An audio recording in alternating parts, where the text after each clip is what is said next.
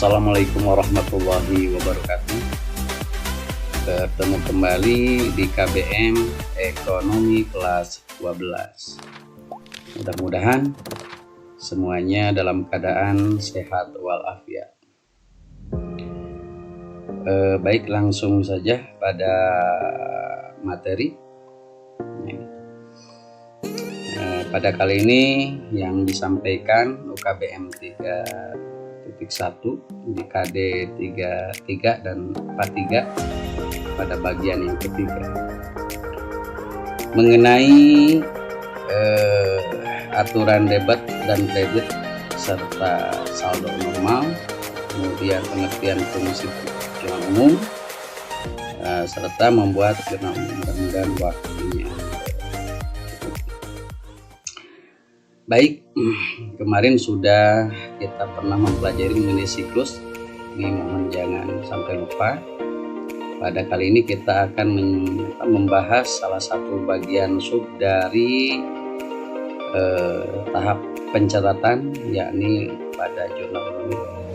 Jadi setelah transaksi, masuk semua transaksi ke jurnal umum sebelum nanti ke besar. Jadi bagian ini yang kita akan bahas pada pertemuan kali ini. Baik, tentu kalian masih ingat, mudah-mudahan masih ingat mengenai 4 kelompok akun: harta, utang, modal, pendapatan, dan beban. Yang dibagi dua, ada yang termasuk akun real dan termasuk akun nominal. Kemudian diingat ya, akun-akun ini baik itu termasuk akun harta, utang, modal, pendapatan, dan beban. Karena kita akan mempelajari analisa transaksi yang berhubungan, pastinya akan mempengaruhi beberapa akun, ya, akun yang berhubungan dengan transaksi yang terjadi. Kemudian untuk jurnal umum disimpulkan ada 3 tahap. Satu, tahap adanya tanda bukti transaksi yang dibuktikan baik nota, faktur, kwitansi, memo, dan lain-lain.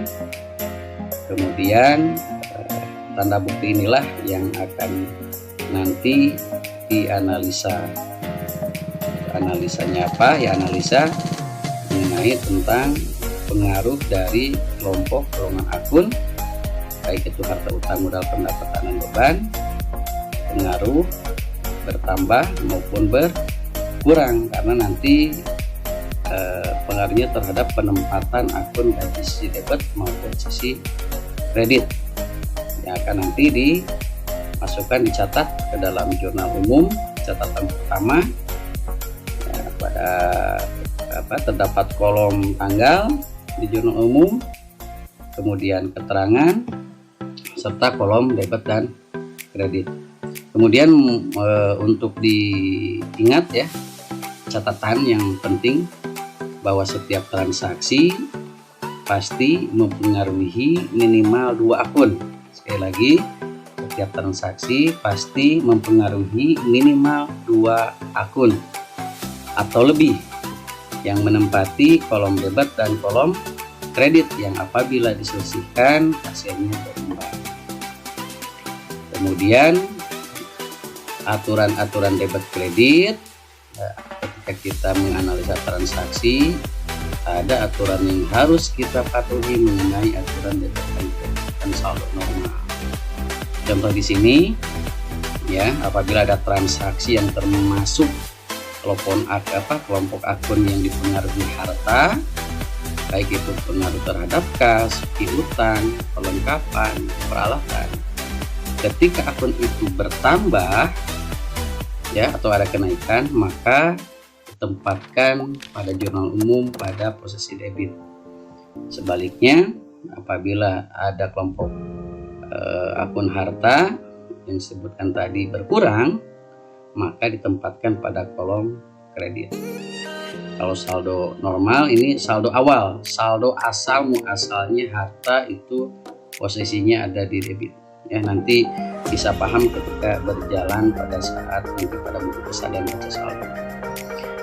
Begitu juga utang ya, utang, akun yang termasuk kelompok utang, baik utang bank, utang sewa dan seterusnya, ketika bertambah kredit ketika berkurang di debit. Kemudian yang termasuk modal, ketika ada akun yang berhubungan dengan modal, nah ini ketika bertambah akan ada di sebelah kredit, dan ketika berkurang ada di sebelah debit.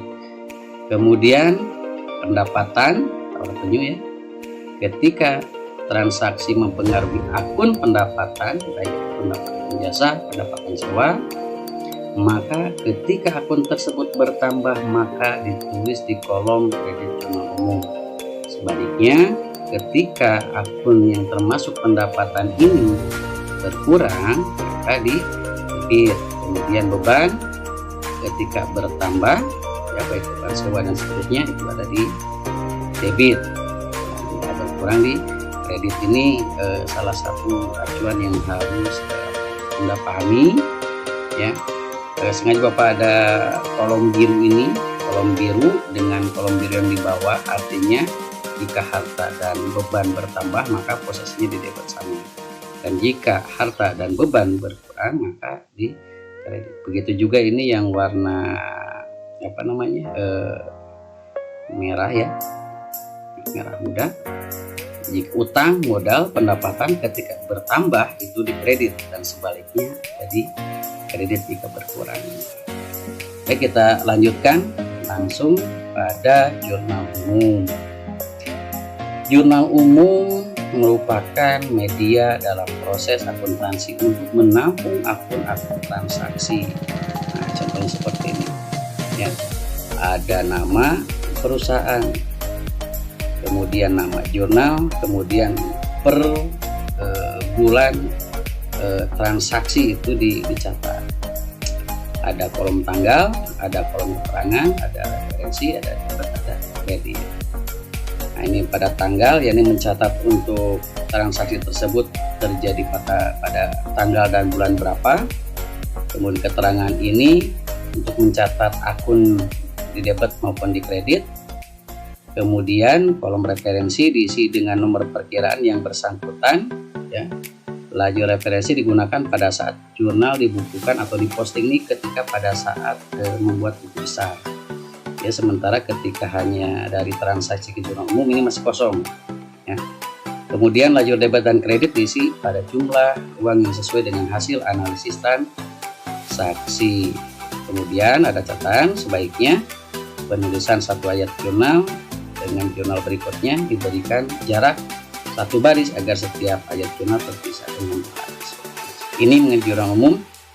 Kita akan nanti mencatat dari transaksi yang kita analisa, kemudian pindahkan ke jurnal umum. Nah baik, ini ada sebuah contoh kasus selama 1 bulan. Nah, ini jurnal umumnya sudah Bapak buatkan dalam keadaan kosong. Namun Bapak akan memberikan beberapa transaksi ya, karena mungkin waktu, mudah-mudahan lain waktu kesempatan bisa dikupas kembali. Baik, di sini ada sebuah kasus Tuan Ahmad pada tanggal 1 Juni 2016 menginvestasikan uangnya sejumlah 5 juta ya. Gitu. Biar jelas dulu lah. Nah ini biar yang lain tidak terlihat ya. Bergerak di bidang bengkel mobil, yaitu diberi nama Pasti Maju. Selama bulan Juni perusahaan tersebut mempunyai transaksi sekitar. Nah ini transaksi yang diblok, tetapi ini juga termasuk transaksi awal yang terjadi pada tanggal 1 Juni. Baik, kita langsung analisa. Oke, dianalisa. Ketika ada menginvestasikan uangnya, berarti ada sisi uang yang masuk dari luar perusahaan ke dalam perusahaan, kemudian perusahaan catat itu sebagai kas karena bentuknya uang tunai. Itu satu yang dipengaruhi akun kas. Bertambah berapa penambahannya sesuai investasi berapa jumlahnya, 5 juta. Artinya ada kas perusahaan bertambah sebesar 5 juta. Kemudian karena kas bertambah, dan ingat kas itu termasuk harta. Ketika harta bertambah maka si 5 juta ini ditempatkan di sisi sebelah debit ya, seperti ini. ini akun harta, kas termasuk harta. Ketika ada penambahan maka nominalnya dicatat di kolom debit seperti itu. Baik, yang kedua yang dipengaruhi selain akun kas yakni akun modal, karena ini transaksi investasi, artinya ada sejumlah uang dalam bentuk modal. Modal siapa? Ternyata modal Tuan Ahmad senilai 5 juta. Dicatat di bagian keuangan perusahaan, akun modal Tuan Ahmad bertambah, karena kan sebelumnya belum ada modal. Ketika ada modal dalam bentuk uang bertambah perusahaan. Yang kedua, modal Tuan Ahmad bertambah senilai 5 juta. Karena modal Ahmad termasuk modal, maka modal bertambah. Diposisikan nominalnya sebelah kredit. Mari kita lihat dulu. Nah, ini ada modal. Modal ketika ada kenaikan atau pertambahan, maka posisi nominalnya ada di sebelah kredit. Nah, seperti itu. Maka kita tulis di sini. Yang pertama pada tanggal 1 bulan Juni, kita tulis Juni di sini. Kemudian terjadi pada tanggal 1, maka ditulis di sini 1 Juni. Kemudian cara penulisannya, yang pertama akun yang sebelah debit terlebih dahulu, ya, yakni kas. Oke, maka tulis di sini kas. Kemudian di debit, ya, di debit sejumlah 5 juta rupiah. Itu baru satu akun. Kemudian akun yang kedua kita pindahkan. Akun kedua akun modal. Nah, pada pencatatan di sebelah kredit akan berbeda ketika pencatat sebelah debit. Kalau di sebelah debit ini sejajar dengan garis batas tanggal, namun pada mencatat akun yang sebelah kredit maka tidak sejajar dengan kas, tapi agak menjolok ke dalam, ya, supaya membedakan antara debit dan kredit. Tulis modal Tuan Ahmad, ingat ya, di kredit karena ini modal bertambah di kredit sejumlah 5 juta. Itu jadi seperti itu, ya. Ini transaksinya, analisanya, kemudian catat ke dalam jurnal umum. Ini baru yang pertama. Baik, kita lanjutkan untuk Juni tanggal 2, ya. Setelah tanggal 1, tanggal 2 Juni menerima dana pinjaman dari Bank Syariah Mandiri sebesar 25 juta. Oh, ada penambahan uang nih, ya, ternyata dari pinjaman. Baik, kita analisa. Yang pertama, ketika menerima pinjaman, akun yang dipengaruhi 1 kas, karena ada uang dari bank yang masuk ke dalam perusahaan, maka perusahaan mencatat kas bertambah sebesar 25 juta rupiah. Dan ingat, kas atau uang tunai ini termasuk kelompok harta. Ketika kas bertambah maka harta bertambah. Di mana posisinya? Di sebelah debit. Kemudian yang kedua, akun kas ini berasal dari mana? Ternyata ini mempengaruhi akun yang kedua. Ternyata ada utang bank. Sisi lain kita menerima uang dari pinjaman, sisi lain juga kita atau perusahaan timbul akun baru namanya utang bank. Utang bank bertambah, ya, utang bank bertambah. Awalnya kan kita tidak punya utang, kan kita minjam, maka utang bertambah. Ketika utang bertambah, maka ini termasuk kelompok akun utang. Utang bertambah sama dengan utang bertambah. Utang bank bertambah sama dengan utang bertambah, atau diposisikan nominalnya di sebelah kredit, ya, seperti yang Bapak sudah tadi sampaikan pada aturan debit.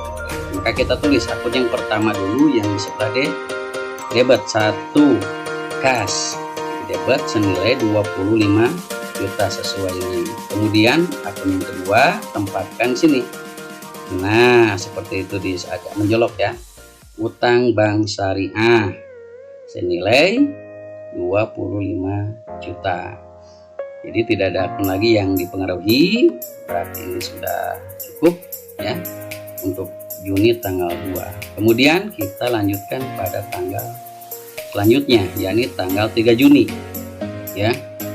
Dari tanggal 3 Juni ini dibayar sewa ruang untuk 1 tahun sebesar 500.000. Oh, berarti terjadi transaksi menyewa ruangan untuk bengkel ya. Oke, kita analisa. Yang pertama, di sini beban sewa berarti kan harus dibayar, artinya kan, maka timbul beban sewa. Jadi kita mengeluarkan sesuatu karena kita mendapatkan sesuatu, mengeluarkan uang sejumlah 500.000, tetapi kita mendapatkan manfaat, yakni menempati ruangan untuk tempat usaha. Ketika beban sewa ini bertambah ya senilai 500.000 rupiah, maka beban sewa termasuk kelompok akun beban. Ketika beban sewa bertambah, beban juga bertambah. Posisinya nanti nominalnya di kolom debit. Kemudian yang kedua, karena beban sewa ini dibayar dengan uang tunai sejumlah 500.000, maka dicatat lagi ada kas yang berkurang, kas perusahaan berkurang karena harus membayar beban sewa.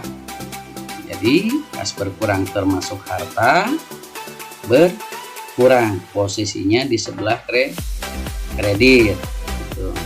Maka kita catat ini Juni tanggal 3, kemudian debit terlebih dahulu yang dicatatnya beban sewa ruangan di sebelah debit sebesar 500.000 dan sebelah kredit kas ya, karena kas berkurang maka kas posisinya di sebelah kredit, agak menjolok penulisannya sebesar 500.000 rupiah di kolom kredit. Baik. Untuk selanjutnya pada tanggal 4 nih dibeli perlengkapan senilai 870.000. Berarti perusahaan pada tanggal 4 Juni ada transaksi pembelian. Kemudian kita analisa dulu ya. Yang pertama, ketika membeli perlengkapan maka akun perlengkapan bertambah. Ya kan? Bertambah senilai 870 karena dibeli oleh perusahaan. Perlengkapan ini ketika bertambah maka termasuk kelompok harta bertambah karena perlengkapan termasuk harta. Ketika perlengkapan bertambah maka harta juga bertambah. Ketika harta bertambah maka posisi nominalnya ada di sebelah debit. Oke, baik, yang kedua, akun kas yang dipengaruhinya karena membeli perlengkapan ini dengan mengeluarkan uang tunai perusahaan, maka dicatat akun kas berkurang senilai perlengkapan yang dibeli seberapa? 870.000. Kemudian ingat ya, kas ini termasuk harta. Ketika kas berkurang maka otomatis harta berkurang, dan harta berkurang ada nominalnya di posisi kredit. Nah, kita catat di sini bulan, tanggal sudah. Kemudian ingat setelah debit dulu perlengkapan bertambah, kolom debit senilai 870.000. Kemudian yang kedua kas berkurang atau posisi di kredit ya, di kredit senilai 870.000. Baik, selanjutnya pada tanggal 5 Juni dibeli peralatan dari CV Sesuatu yang indah senilai 5 juta. Nah, tetapi baru dibayar sebesar 2 juta, sisanya dibayar kemudian. Nah, ini ada transaksi, kita analisa langsung. Oke. Nah, yang pertama dibeli peralatan ya senilai 5 juta, tapi baru dibayar 2 juta, artinya uang tunai yang keluar itu sejumlah 2 juta, berarti ada sisa yang belum dibayar. Yang pertama mempengaruhi satu peralatan, karena ketika membeli peralatan maka pihak perusahaan mencatat adanya penambahan peralatan atau peralatan bertambah senilai peralatan itu sendiri 5 juta. Ingat ya, peralatan termasuk harta. Ketika peralatan bertambah otomatis harta bertambah, posisi nominalnya ada di kolom debit. Kemudian pengaruh yang kedua akun kas karena ada pengeluaran uang tunai ya, atau ini baru dibayar sebesar 2 juta, artinya ada pengurangan uang tunai atau kas berkurang senilai 2 juta. Perlu diingat kembali, kas ini termasuk harta. Ketika kas berkurang, maka sama dengan harta berkurang, berarti posisi nominalnya ada di sebelah kredit. Kemudian ada lagi tidak? Kita coba. Ternyata oleh karena peralatan 5 juta baru dibayar 2 juta, maka ada timbul akun yang baru lagi, namanya utang usaha. Kenapa utang usaha timbul? Karena pada saat transaksi tidak dibayar seluruh atas nilai peralatan senilai 5 juta, baru 2 juta, timbullah utang usaha akunnya. Jadi utang usaha dicatat oleh perusahaan bertambah oleh karena baru sebagian dibayar atas peralatan yang dibeli. Utang usaha ini bertambah senilai 2 juta, senilai 3 juta ya, senilai 3 juta karena baru dibayar 2 juta. Ingat ya, utang usaha termasuk utang. Ketika utang usaha bertambah sama dengan utang bertambah. Posisinya utang bertambah itu ada di sebelah kredit. Nah, kalau demikian tidak ada lagi akun yang dipengaruhi, maka kita langsung catat ke dalam jurnal umum. Yang pertama bulan, tanggal, yang pertama di kolom yang ada di kolom debit dulu, yakni peralatan bengkel ya. Ditulis sebesar 5 juta harganya di kolom debit. Kemudian pindahkan yang kedua akun kas.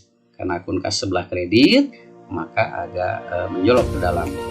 Penulisannya kas sebesar 2 juta karena baru dibayar 2 juta di sebelah kredit. Kemudian yang ketiga, karena ini juga akunnya di kredit, maka sama posisinya dengan kas, jajar utang usaha CP sesuatu, ditulis 3 juta rupiah di kolom kredit. Jadi ini 5 juta rupiah, ini 3 tambah 2 5 juta, ini 5 juta, jadi tetap seimbang. Kemudian tanggal 6 Juni, nah diterima hasil penyelesaian pekerjaan senilai 600.000. Berarti ini perusahaan mendapatkan pendapatan karena hasil dari usaha. Oke, kita langsung saja analisa. Yang pertama, itu karena ini menyelesaikan pekerjaan, maka perusahaan mendapatkan uang 600.000 dalam bentuk kas bertambah sebesar 600.000. Ketika kas ini termasuk harta, maka kas bertambah sama dengan harta bertambah di kolom debit. Kemudian yang kedua, nah karena ini bentuk uang kas diterima dari pendapatan atau hasil menyelesaikan pekerjaan, namanya akun pendapatan jasa ya. Namun ini ada kesalahan ya. Mohon maaf, ini sebetulnya bukan 2 juta tapi 600.000 ya. 600.000 pendapatan jasa bertambah, maka pendapatan bertambah di kolom kredit. Nanti Bapak buat revisinya ya ke depan. Yang pertama kas tulis Juni tanggal 6, yang kedua pendapatan jasa sebesar 600.000 ya. Jadi mohon maaf, ini bukan 2 juta tetapi 600.000. Tapi kita betulkan ya, di jasa di kas dan pendapatan jasa masing-masing 600.000 di debit dan pendapatan jasa 600 di kredit. Lanjut, nah ini jadi seperti itu ya. Ini banyak sekali transaksinya, tapi mudah-mudahan dari contoh tadi kalian bisa paham. Nah ini hasilnya, ini transaksinya, ini jurnal umum yang terjadi dari tanggal 1 sampai tanggal 11. Sebetulnya masih banyak, tapi untuk contoh-contoh mungkin itu cukup ya, mudah-mudahan bisa paham. Yang pasti hafalkan aturan debit kredit, kemudian latih untuk mengerjakan soal untuk bagian analisa transaksi. Kemudian setelah analisa transaksi baru kita bisa mencatat ke dalam jurnal umum. Itu ya yang bisa Bapak sampaikan. Mudah-mudahan kalau ada pertanyaan nanti kita bisa lewat WA atau pada Google Classroom. Sebelum Bapak tutup, nah biasa seperti penutupnya, ya, ada kutipan nih dari Ibnu Al-Qayyim, dunia ini ibarat bayangan, kejar dia dan engkau tak akan pernah bisa menangkapnya. Balikan badanmu darinya, dan dia tak punya pilihan lain kecuali mengikutimu. Barangkali itu saja yang bisa Bapak sampaikan. Ya, mudah-mudahan kalau bermanfaat silahkan like. Kalau ada komentar dipersilahkan untuk menuliskan komentar. Mudah-mudahan pertemuan ini bermanfaat. Selamat berjumpa kembali di pertemuan selanjutnya. Assalamualaikum warahmatullahi wabarakatuh.